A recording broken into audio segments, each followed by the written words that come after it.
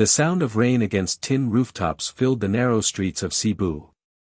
Beneath the faint orange light of a flickering bulb, a man worked alone in a small garage at the end of the lane. The walls were lined with rusted tools and oil-stained rags. The air smelled of grease and old dreams. His name was Ramon De Guzman, a 36-year-old mechanic with hands that carried years of labor. His face, weathered yet kind, bore the quiet strength of someone who had learned to endure.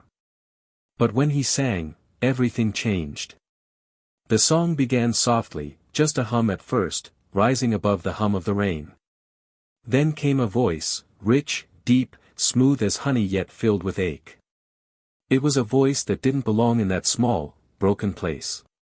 It was the voice of Elvis Presley, reborn in the heart of a Filipino man who had never seen a real stage. Outside, a few children stopped under the awning, holding their bicycles, listening in silence. Their faces glowed with wonder. For a brief moment, the world seemed to slow down, as if the rain itself paused to listen. Inside, Ramon closed his eyes. He sang not for money, not for applause, but for the woman lying in the small room beside the garage, his mother, Lola Teresa. Blind since her youth, she could not see the world her son lived in. But through his songs, she imagined colors, sunsets, and the glow of a world she could only feel through sound. Every night, Ramon sang to her. His songs painted the skies she could not see. His voice carried every unspoken word of love, every prayer, every dream he had buried under the weight of life. Yet deep down, a question lived in him, a quiet ache that whispered through every melody. Would his voice ever reach beyond these walls? Could a man with nothing but a song in his soul ever be heard by the world? The rain kept falling, but inside that small garage, a miracle was already beginning. Days passed quietly in Ramon's life. Mornings began with the grind of engines and the hum of machinery, and nights ended with songs drifting through the damp air of the garage. It was a routine carved by survival, not by choice. He had learned to live in the rhythm of small sacrifices, fixing broken parts by day, mending his mother's loneliness by night. But one evening, as another storm gathered over Cebu, something unexpected happened. The rain had returned, drumming softly on the tin roof when a neighbor's teenage son came running to the garage, his phone glowing in the dark. He had secretly filmed Ramon's late night singing the week before, just a few minutes of him singing, "Can't Help Falling in Love," while wiping grease off his hands. That video, posted online with a simple caption, "The Filipino Elvis from Cebu," had reached thousands overnight. People were commenting, sharing, and wondering who the man behind the voice was. For the first time in years, strangers were hearing what only his mother had truly known, that his voice carried something rare, something sacred.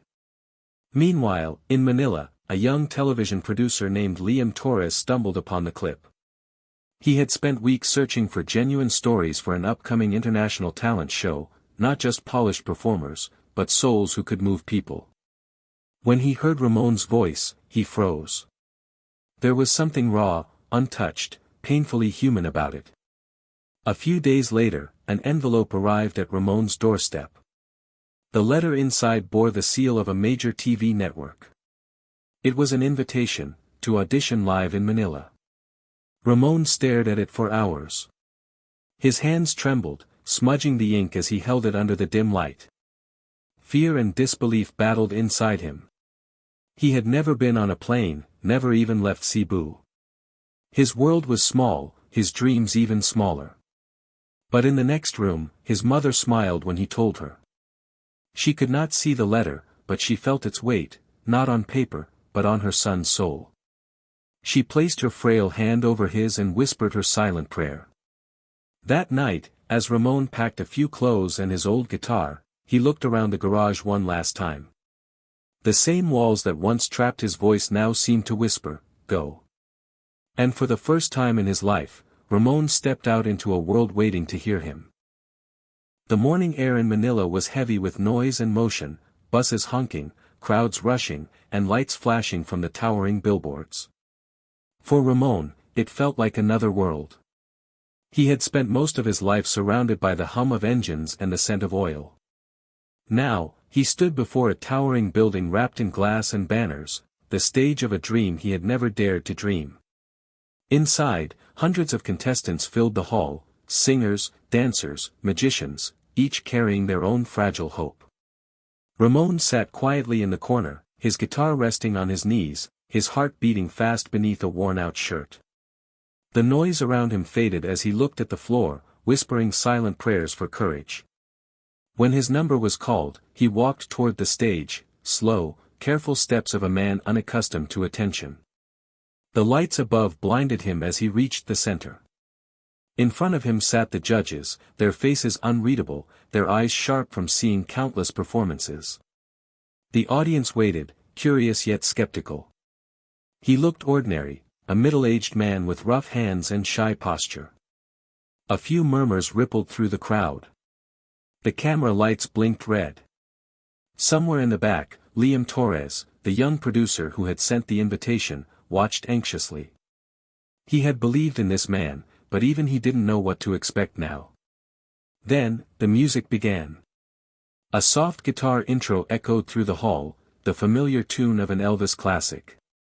Ramon closed his eyes, drew in a breath, and sang. His voice, deep, velvety, trembling with emotion, filled the air like a memory resurrected. The room fell silent. Every note carried a lifetime of quiet suffering, every word held love, faith, and pain woven into sound. The judges froze, their pens still. Some in the crowd covered their mouths, unable to believe what they were hearing. It wasn't imitation. It was something purer, a soul remembering the music that once healed hearts. When the song ended, there was no sound for a moment. Only tears in the eyes of strangers. And as Ramon opened his eyes, he saw what he had never seen before, an audience standing for him. The man who once sang in the shadows had finally stepped into the light. The days that followed his audition blurred into a whirlwind of lights, cameras, and endless noise. The video of Ramon's performance spread faster than he could ever imagine. Within hours, social media flooded with comments, shares, and reactions. Viewers from around the world called him the Filipino Elvis. Some said his voice felt like time traveling to a golden era, others said it healed something inside them. But behind the newfound fame, Ramon stayed the same. He still woke before dawn, cooked simple meals, and called his mother every night. The world saw a star, but he saw himself as a son, still the same man who once sang to fill silence with love.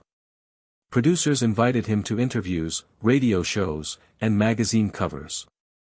Yet, he often returned home quietly between appearances, avoiding the chaos of attention. His heart was still anchored to the small garage in Cebu, the place where every song had begun. Then came the news stories. Reporters visited his hometown, speaking to his neighbors, learning about the man behind the voice. They discovered something the cameras had missed. A week before he left for Manila, a typhoon had torn through his neighborhood. Roofs collapsed, streets flooded, and many families were left without shelter. When Ramon received a small payment from the show's travel fund, he used most of it not for himself, but to buy materials and help rebuild those homes. The world soon learned that the man who sang like Elvis had used his first earnings to fix the broken homes of others. Photos spread online, Ramon standing barefoot on muddy ground, helping hammer nails into a neighbor's roof. The image touched millions. People began calling him the voice of kindness. And somewhere in the quiet corner of a TV studio, Liam Torres watched all this unfold. For him, this was more than a viral moment. It was a reminder of why stories like Ramon's mattered, because they were real, unpolished, and filled with grace. In a world chasing fame, Ramon had given something far greater, a glimpse of what it means to be human. Months passed since the world first heard Ramon De Guzman's voice. What began in a dim garage had become a story carried across oceans, from Manila to Memphis, from the Philippines to the hearts of strangers who had never heard his name before. Yet fame never changed him. When reporters looked for him, they didn't find him in studios or luxury hotels. They found him back in Cebu, under the same rusted roof where it all began. The garage was no longer lonely, it glowed with soft light, laughter, and the hum of life. The village children who once listened outside the window now came inside to sing along. His mother, Lola Teresa, sat near the open door, her blind eyes facing the sunlight. Though she could not see her son's success, she felt it in every vibration of his song, in the warmth of every visitor who came to meet him. The people called him the Filipino Elvis, but to her, he was still her boy, the voice that turned darkness into color. One evening, as the sun melted into gold over the palm trees, the townspeople gathered for a small concert in the village square. There was no stage, no lights, no judges. Just a wooden platform and a crowd of smiling faces. Ramon stepped up with his old guitar, its body worn smooth from years of use. As he began to sing, the crowd fell silent. His voice drifted into the evening air, calm, steady, full of tenderness. It wasn't the echo of Elvis anymore. It was his own voice now, shaped by struggle, softened by love, made strong by faith. When the final note faded, no one clapped at first. Instead, the silence turned sacred, as if everyone felt something words couldn't hold.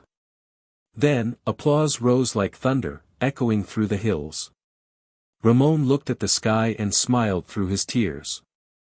The boy who once sang in the shadows had become a light for others. And as night settled over Cebu, one truth lingered: greatness isn't measured by fame or fortune, but by the love that survives after the song ends.